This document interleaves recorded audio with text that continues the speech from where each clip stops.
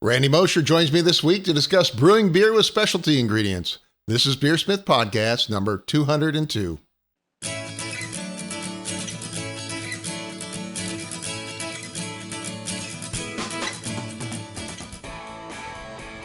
This is BeerSmith Podcast number 202, and it's late October 2019. Randy Mosher joins me this week to discuss brewing beer with specialty ingredients.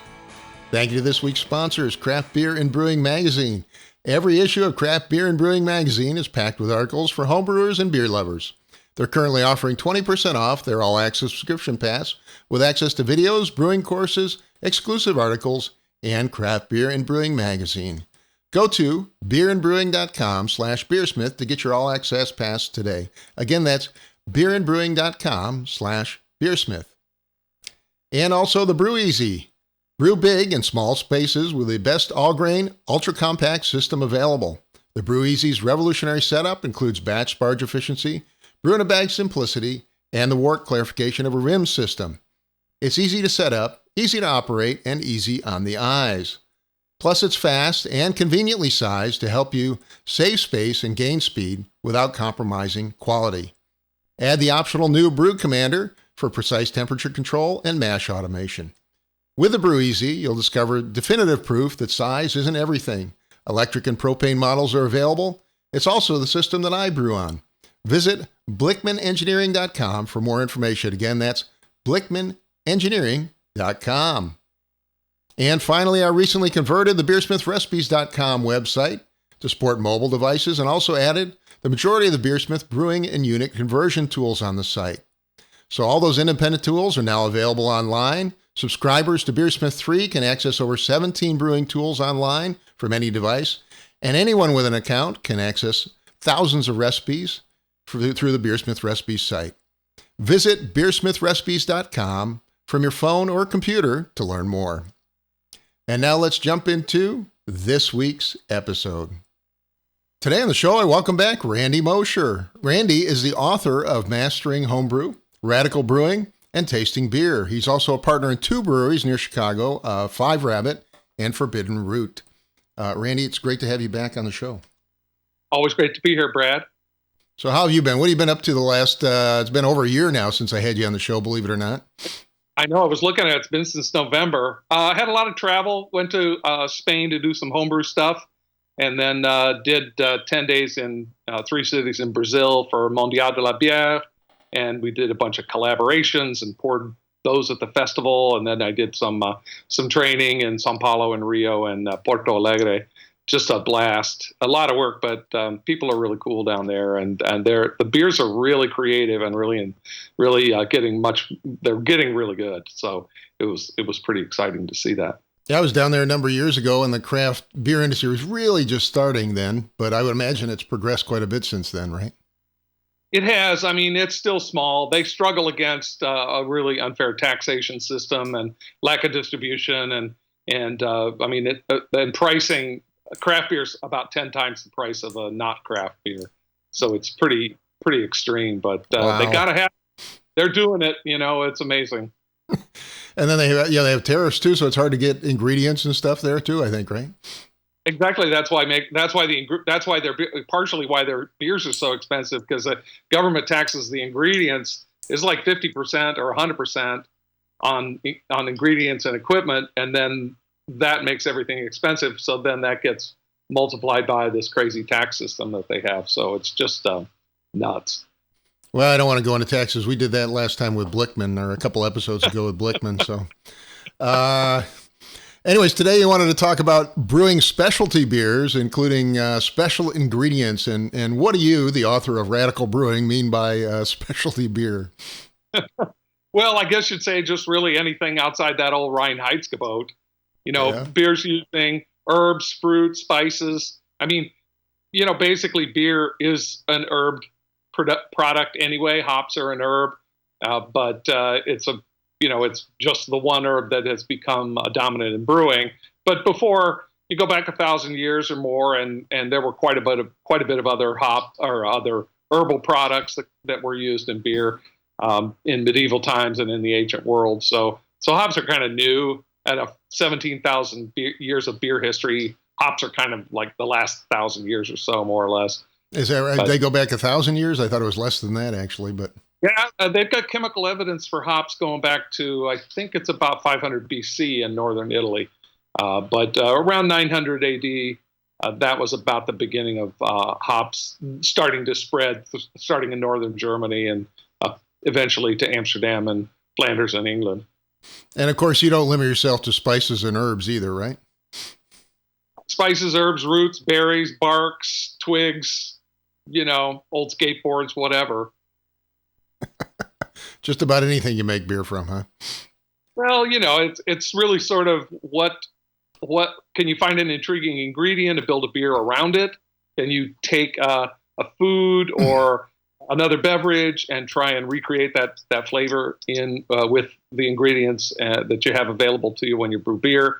So there's a lot of different ways to come at it, but it's a challenge either way, and you really need to be thoughtful about both the specialty ingredients and all the rest of the stuff that you're putting in the beer to help make it sing. Well, that brings me right into my next question. What are some of the basic principles around designing a specialty beer? Well, again, it sort of depends whether you're trying to start with an idea. Like we made a beer at Forbidden Root that was a Negroni beer. So that's a cocktail that has gin and Campari, and I forget what else is in there. I think a little bit of bitters, but pretty simple drink. But the Campari is very complicated, and there's a lot of interesting herbal ingredients in there, things like rhubarb root and quite a bit of orangey flavors. So we started looking at recipes, sort of DIY liqueur recipes, and pulled some of those out. I think there's some gentian in there. I think that's the bittering compound. So we were trying to, just work with that one.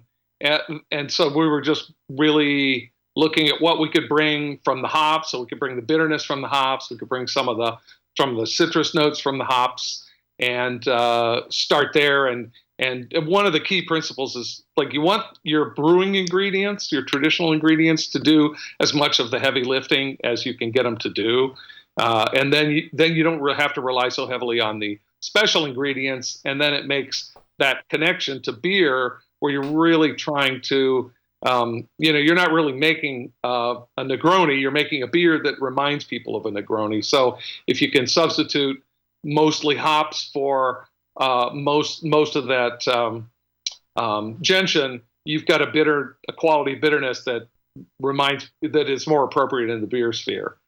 Because some of those bitter herbs are a little different. They're perceived a little differently than the bitterness that comes from hops. And then, on the other side, if you're trying to do a beer around a special ingredient, you got to think, well, okay, let's use cherries. But first of all, you got to look at, well, what kind of cherries do we want to use?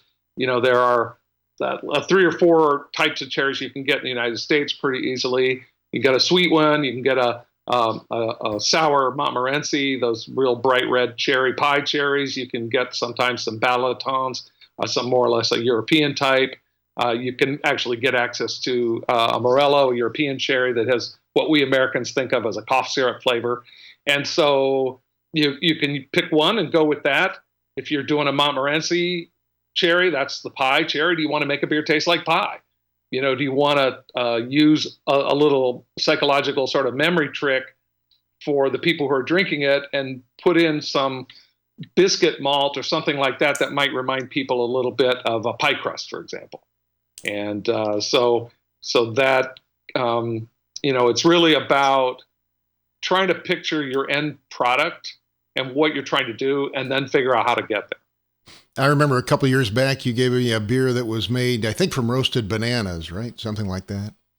Yeah, it was a collaboration we did with at Five Rabbit with Cigar City, and it was caramelized ripe plantain bananas, maduros they call them, and I was like 2 people, 3 14-hour days or some crazy thing like that, just caramelizing these bananas on a stovetop. It was sort of nuts. But, you actually did it on a stovetop? We did, yeah. For a commercial-sized batch? Yeah, well, yeah, it was a 60 barrel batch. So that was, Wow. I think it was about 1,200 pounds of bananas, if I recall correctly, the plantanos. Well, often when we're working with a specialty beer, we're looking for those layers of flavor, Sure. not just a single dimension. How do you actually go about creating different layers of flavor in a specialty beer?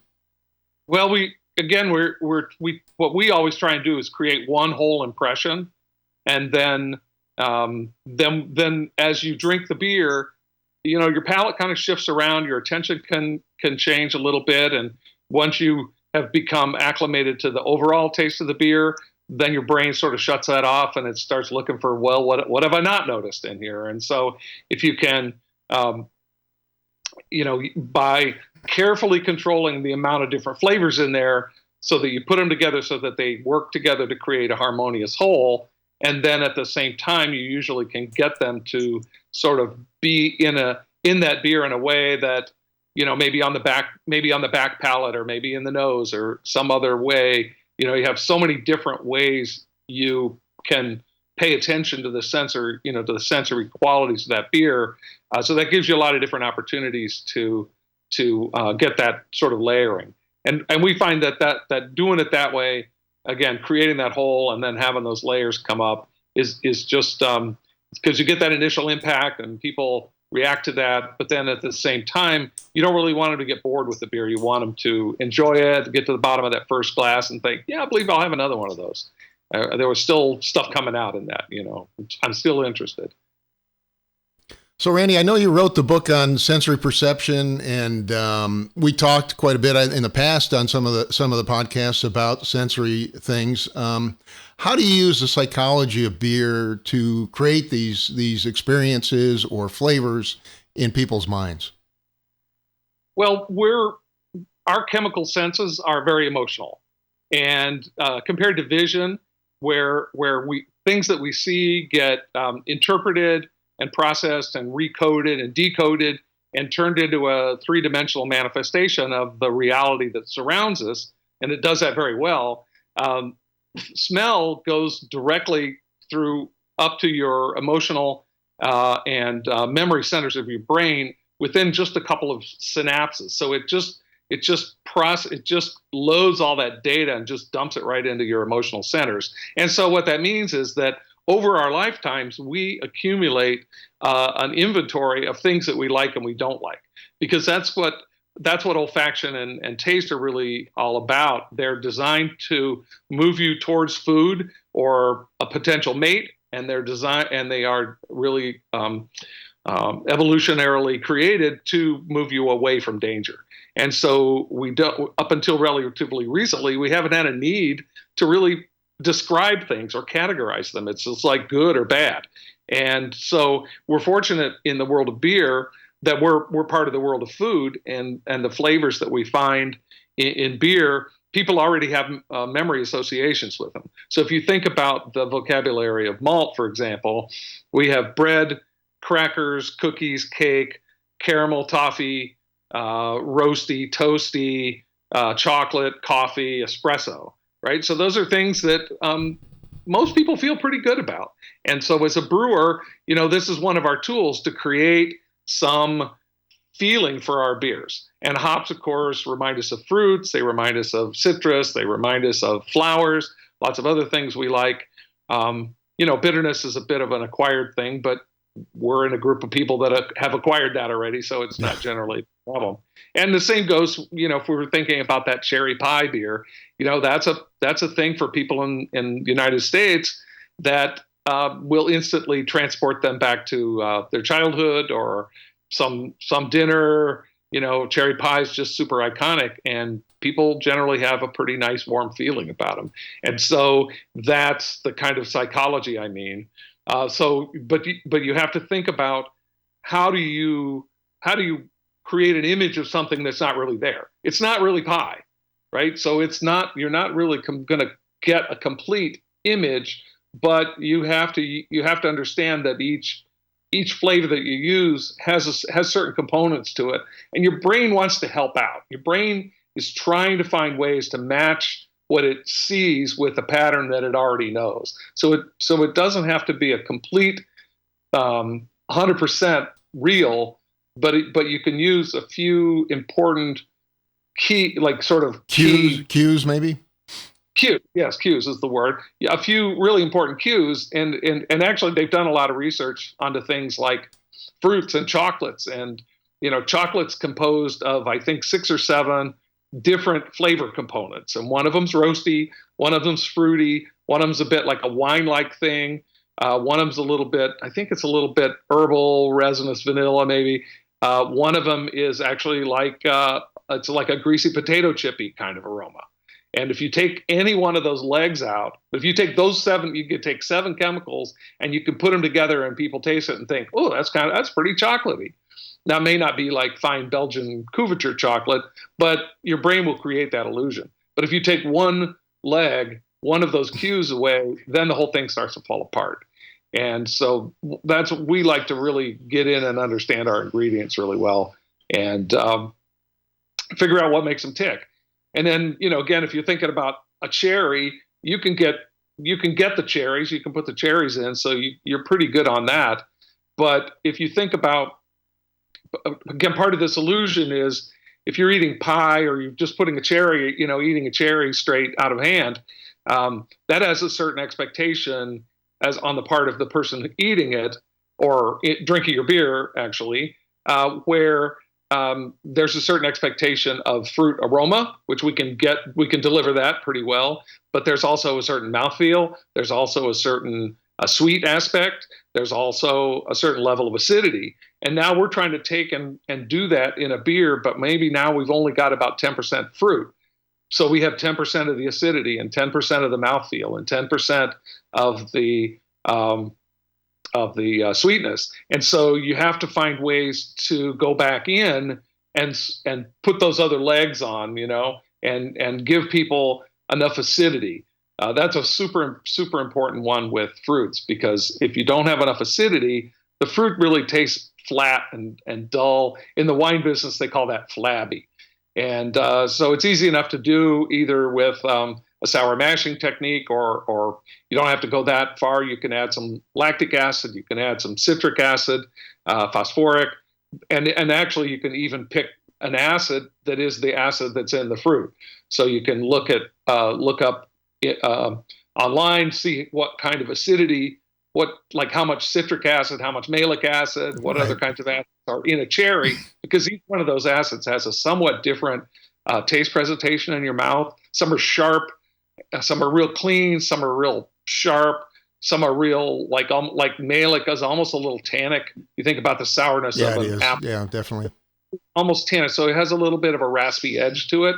Whereas lactic is real super creamy. So if you're trying to do like a cherry ice cream beer, lactic is real good, because that lactic acidity is a cue for dairy, right? And if you get a little bit of a buttery kind of flavor in there, which you often do with fruit, actually, that can kind of really give you that illusion. And then, of course, I always think if you take any kind of flavor and you throw some vanilla in it, it automatically ice creamifies it, right? Because vanilla is such a strong cue for ice cream, because it's virtually in every single ice cream that's made out there. Mm-hmm.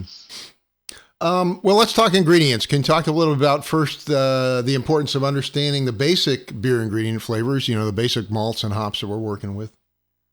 Yeah, sure. I mean, I've done I've been doing some training, some workshops on recipe formulation and brand positioning and things like that. And one of the exercises we do is we go through and actually make some malt teas and taste different kinds of malts, because I think we're habitual creatures, generally speaking, and I think that we all get in our ruts. We have our go-to dark malts, maybe 2 or 3 dark malts we use.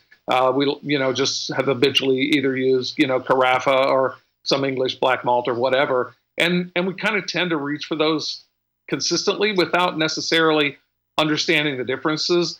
I think maybe part of that is we tend to use our eyes to evaluate things a little more than we should, and so that each one of those different dark colored malts, from chocolate to even within different manufacturers making the same color malt, they can be quite different in flavor. So one exercise we did at Forbidden Root is we got about 20 different kinds of dark malts, and we made malt teas out of them, and took those malt teas and then made basically like 100 grams of malt, 250 grams of water, hot water, let it stand 10, 15 minutes and run it through a coffee filter. And then you can kind of let it settle out because you get some fine dust out of there. And then you can blend that back into some kind of basic lager or... And I think there's standard ASBC method for doing that now too, isn't there? Or something like that? You don't have to really be the standard, but yeah, it's super simple. It's really easy to do. It doesn't take any special... But you'd be surprised. I mean, we were shocked at some black malts tasted like just beautiful stout, just really clean, simple. Some of them tasted chocolatey, and there were ones that tasted kind of like cheap chocolate. There were ones that tasted kind of like fine dark chocolate.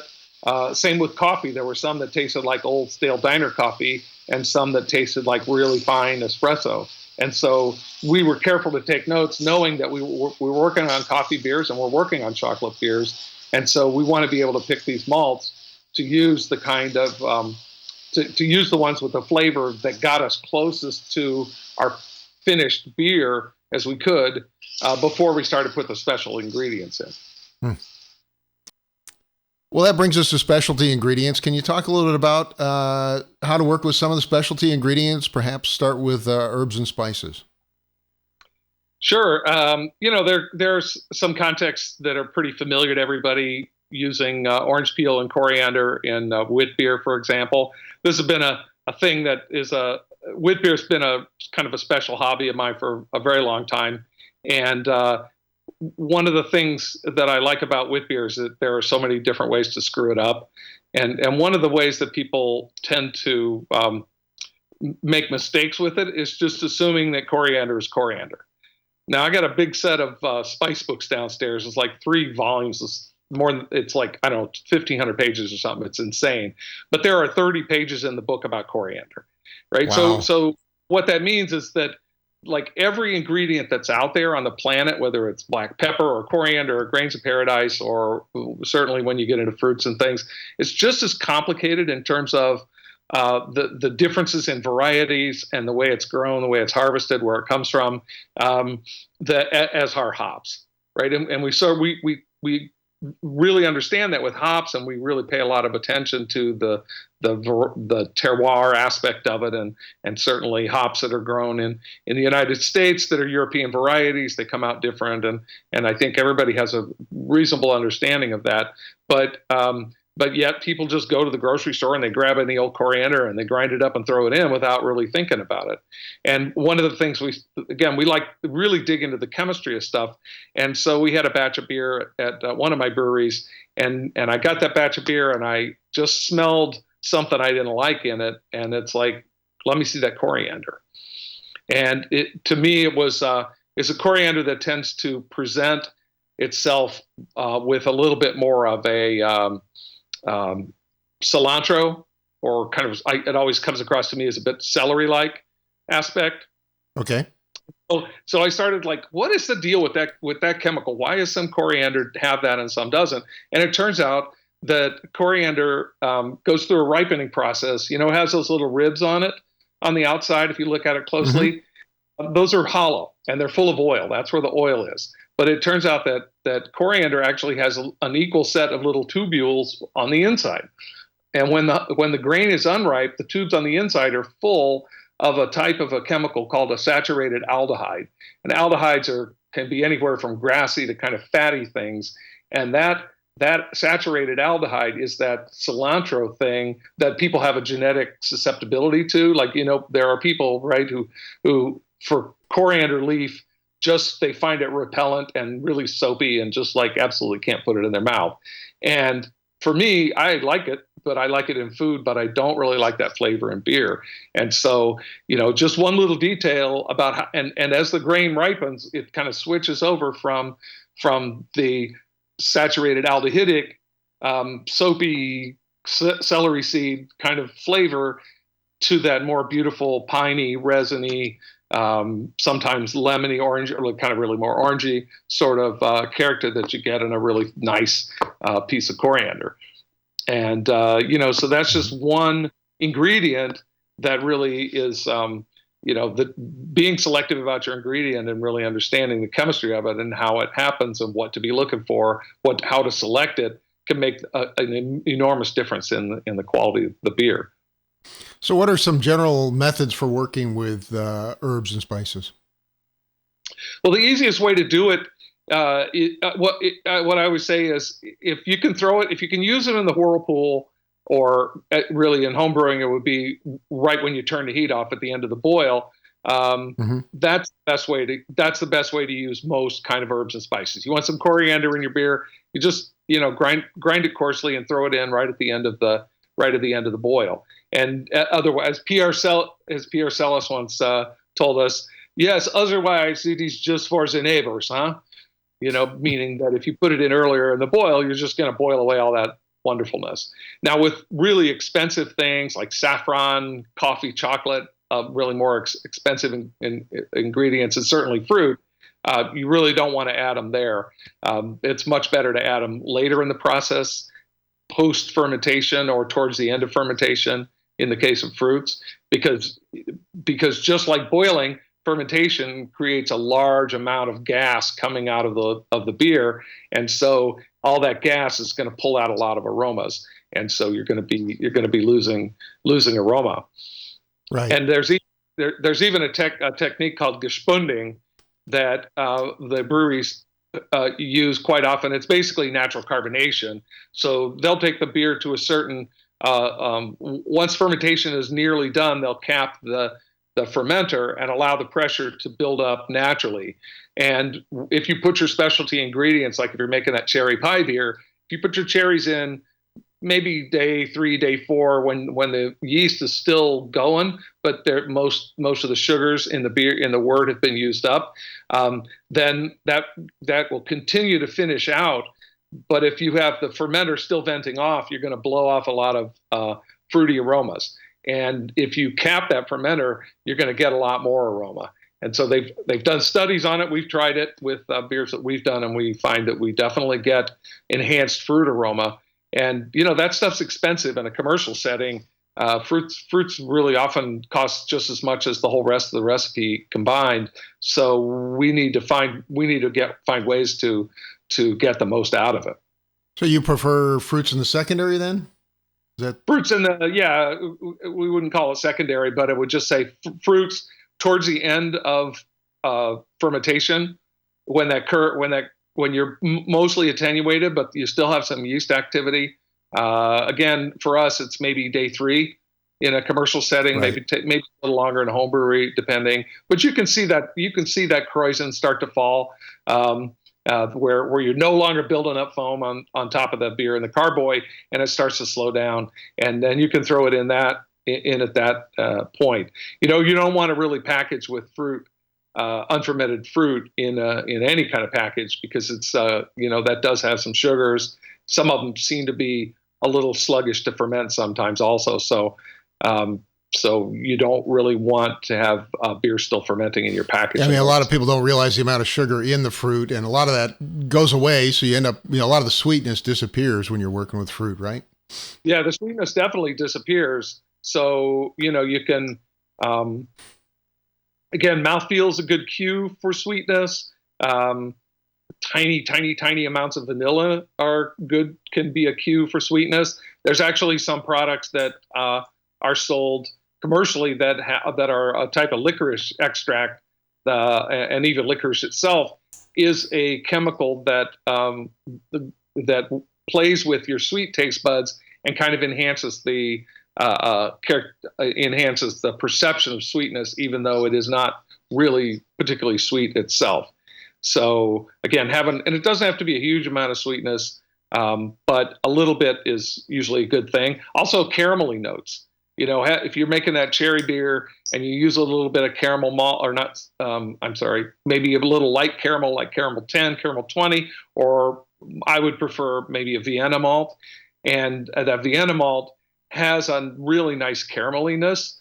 And although caramel, as it ferments out, is not really sweet, but it's an aroma that we perceive as sweet because caramel in our mouths is almost always accompanied by sugar, right? So it gives that psychology where our brain puts stuff together and combine, like, oh, caramel, that must be sweet. Vanilla, that's got to be sweet because that's in the way we use vanilla. That's only used for sweet stuff, right? That's important to understand that. And what about working with different forms of fruit? I mean, whole fruit's great, but it can be difficult to work with at times. And then you have purees and a whole bunch of other different options. Yeah, I mean, if you got a huge garden and you got fresh strawberries and stuff, go for it. But I think that, the problem with fruit, again, is it's expensive. If you have chunks of fruit, it tends to want to float on top of your beer.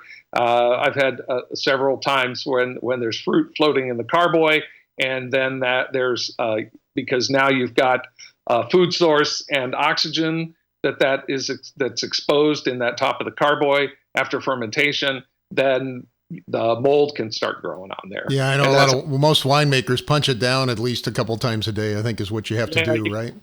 It's about doing that, or else the mold will start to take hold, because mold can't really live inside the liquid, but it can sure live on top of it. So that's an important thing. You want to chop it up as fine as you can. If you can trust a Cuisinart to be reasonably sterile, which seems like a tall order, but a stick blender, maybe a really well-cleaned stick blender might do it for you. That's good. But most fruits are available in puree form. If you go to the freezer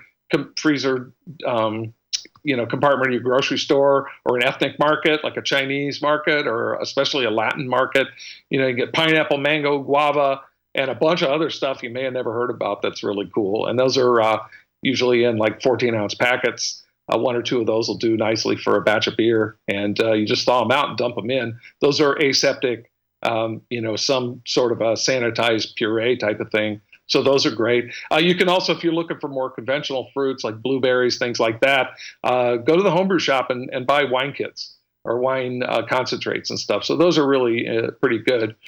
So the purees tend to be closest to the whole fruit. We make a strawberry beer at Forbidden Root. It's a strawberry basil Hefeweizen.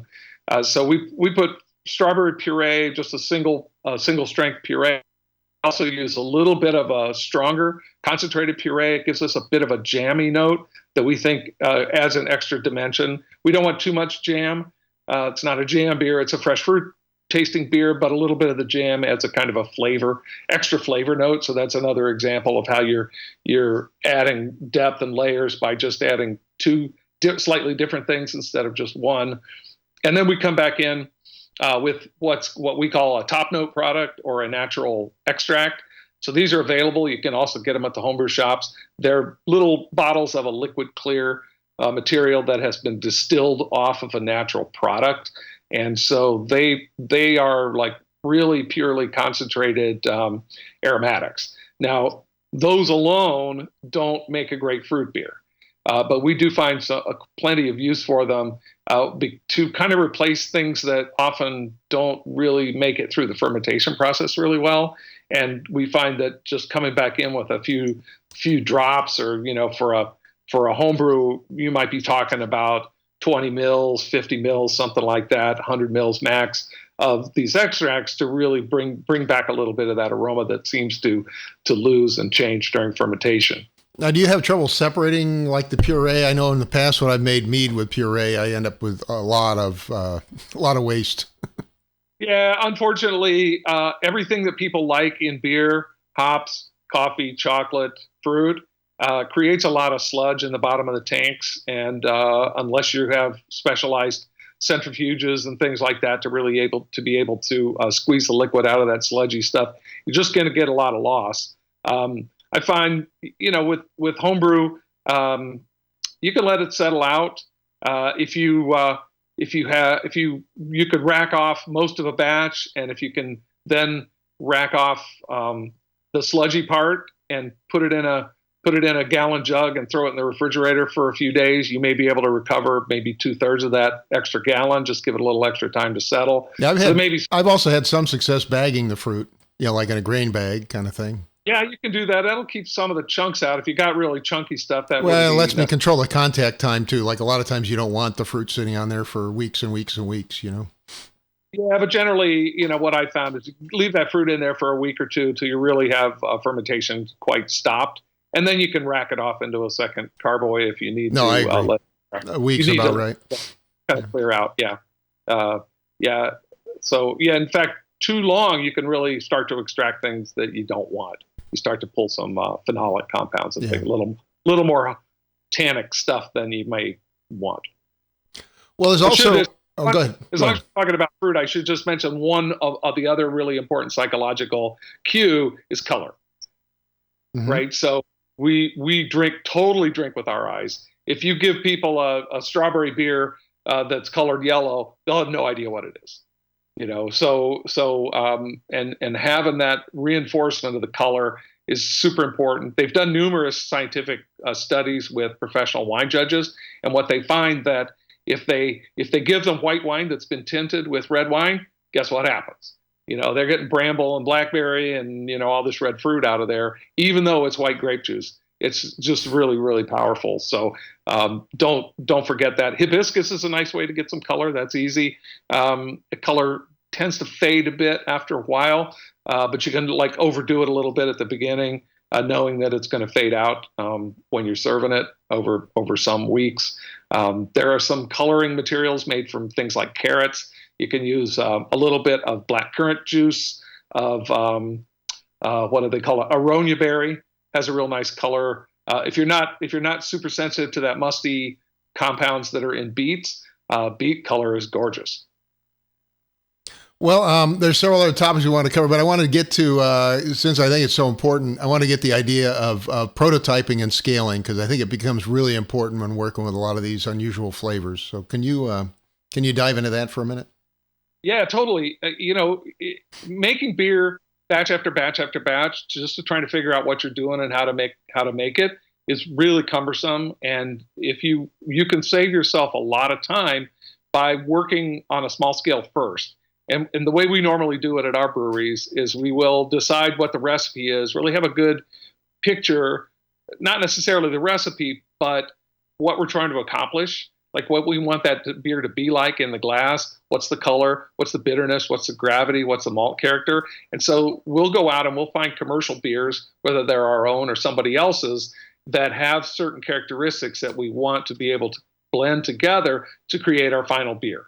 And so, we may, for example, you can take a imperial porter, but if you want a little less roasty character, you can blend it down with a triple, and you still have a strong beer, and it's still dark, but it doesn't have quite as much roastiness. Or you can get a beer that has a certain type of caramel malt aroma. You can take a beer that has a certain hop profile, a certain bitterness, a certain aromatic profile, and you start mixing them together, get a blending sheet together that you can keep track of how much of what you're putting in. And that becomes a base for your prototype, right?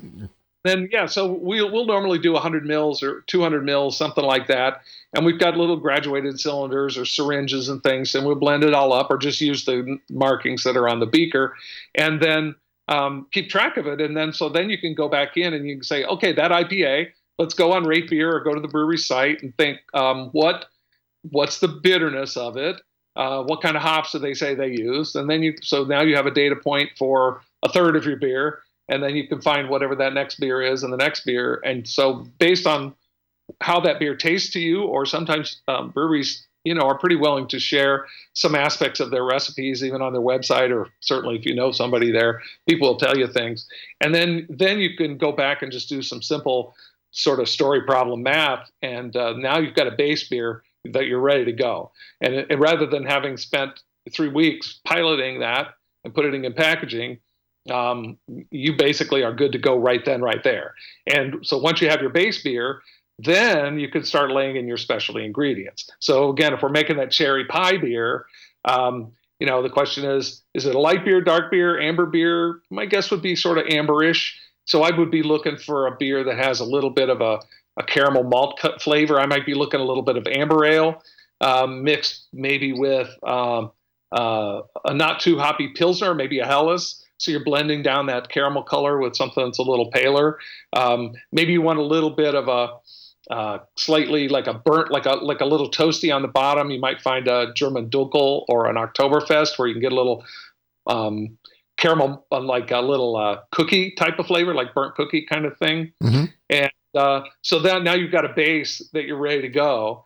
And then you can get some cherry puree or cherry jam or cherry juice concentrate and start putting that in. And again, with a syringe or a pipetter, and you can really so now you've got your base beer all blended up. You're putting cherry in it. Now you got to think, well, what else would complete that illusion of the pie? And generally, with desserts, a little bit of vanilla is not a bad thing. So you get the bottle of vanilla extract out. The other thing you might think about with cherries is almond extract. So almond extract is very similar to cherry pit kind of flavor. And so almond and cherry are real harmonious flavors together. And at a very small amount of almond, even an amount of almond that's too small to taste by itself, actually can make the cherries taste more cherry-like, or can make an American cherry taste a little bit more like a European cherry. And of course, Montmorency cherries have there's a bit of a cinnamon quality. And so if you want to bring out that sort of cinnamon note, you might want to look at a little bit of cinnamon or cassia. There's cinnamon, there's cassia, there's Carinci, there's cassia buds. Each one of those things has a somewhat different set of flavor characteristics that are not exactly the same. And then finally, a little vanilla, and you can do the vanilla and the almond extract with a pipetter or a little syringe, like a little 1 ml syringe or something like that, and just like drop it in. And then if you don't like that mix, just dump it out, create it over, do another one, do another one, do another one, and you can really get a lot of work done. And then you've got all your notes. You just go back and think, hey,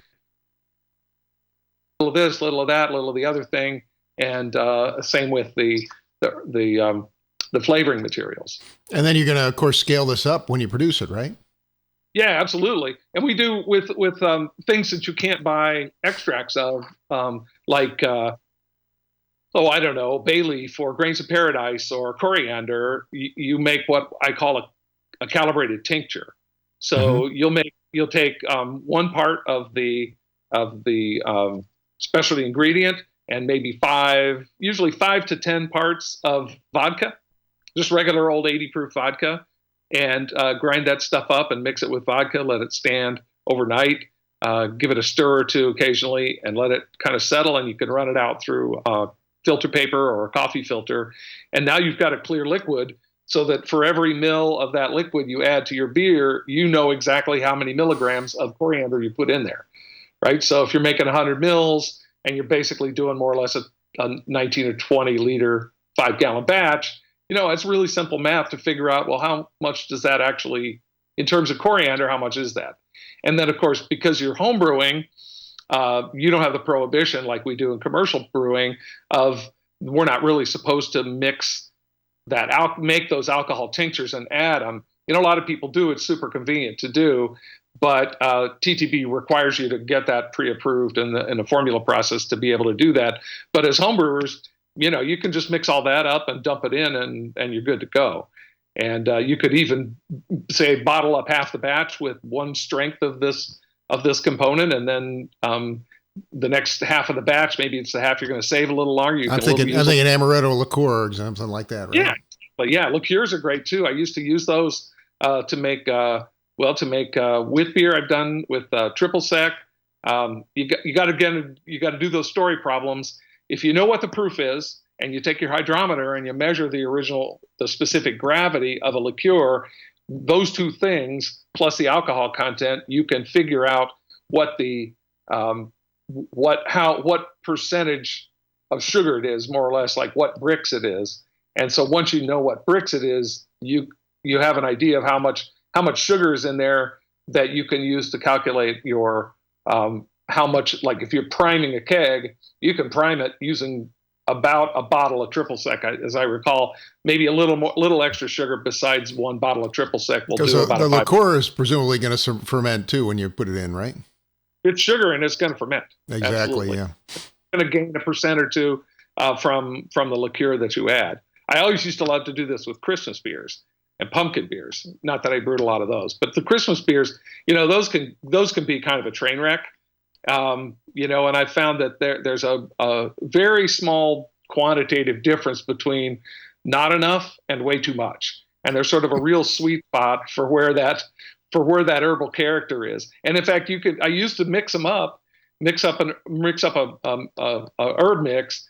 And then as the beer, I would test it when the beer got close to completion, and I would taste it day before I packaged. And if I thought the mixture either had too much cinnamon or not enough, or thought I could be improved by changing things out a little bit, I would add a little more of that ingredient to that tincture and then filter that out the next day and go ahead and add it to the packaging.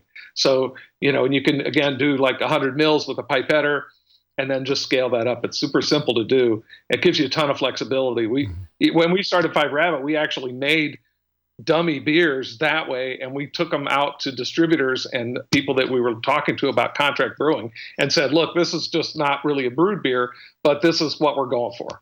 And we had beers with passion fruits and chilies, and there's almost no kind of flavor ingredient that you can think of that you couldn't do in that sort of prototyping way. So it's really powerful, fun, simple, saves a lot of time, which, in the business means money, but it gives you a lot of flexibility. Well, Randy, I know there's a couple other topics you wanted to cover. We didn't get through it all. Maybe we can do it for another episode, but I wanted to get your closing thoughts on working with specialty ingredients in your beer.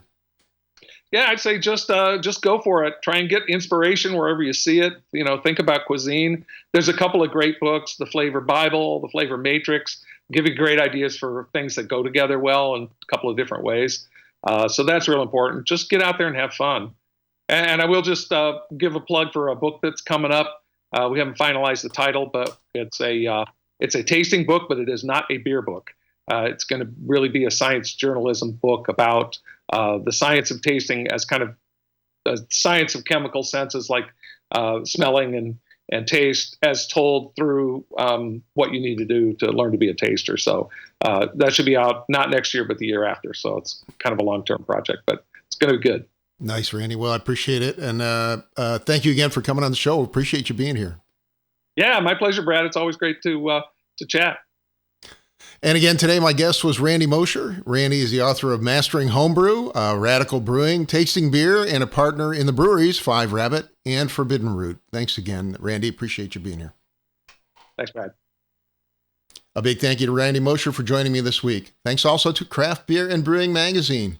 They're currently offering 20% off their all-access subscription pass with access to videos, brewing courses, exclusive articles, and the amazing Craft Beer and Brewing Magazine. Go to beerandbrewing.com/BeerSmith to get your all-access pass today. Again, that's beerandbrewing.com/BeerSmith.